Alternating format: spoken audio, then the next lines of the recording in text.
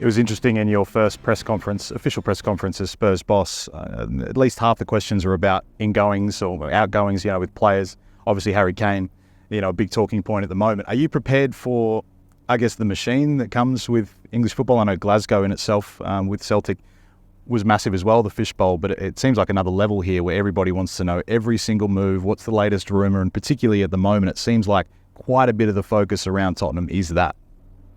I'll be all right. I think we'll be fine. I don't think that's going to be my biggest challenge. I mean, I don't worry about that stuff. Anyone knows me knows. Not that I'm dismissive of it, because again, I think it's important. Every time I speak on behalf of this football club. So I don't take it, I don't take it lightly. Every press conference, I've got to make sure I'm well prepared and understand what's coming my way. And I've got to represent the football club in the right manner. But I ain't losing any sleep over it, mate. It's not going to define sort of whether we're successful or not. I had a feeling you wouldn't, Ange, for whatever reason.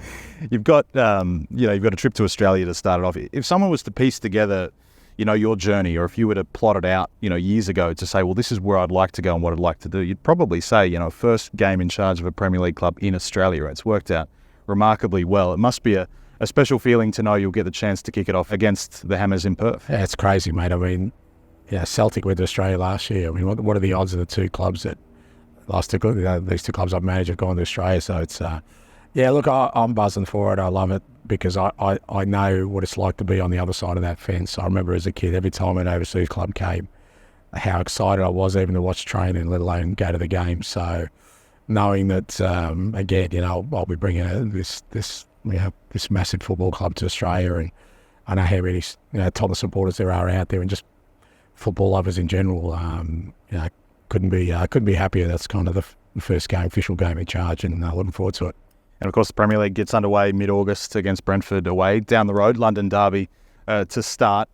How ready do you think the squad can realistically be at that point, knowing you've got a few weeks left of a transfer window, you've got, as you say, a rebuild to do, since there's a lot of work to go under the bridge before that first game? Yeah, but we have to be ready, mate. The competition starts. It's the Premier League. You're not going to get 5 games to work your way into it. We've got to be ready on that first day. Brentford away is a tough opponent. It's a tough gig for any time. But the first game of the year, we have to be ready, and we will be. We'll make sure we use this in the next period to have a team that's ready to go once the competition starts.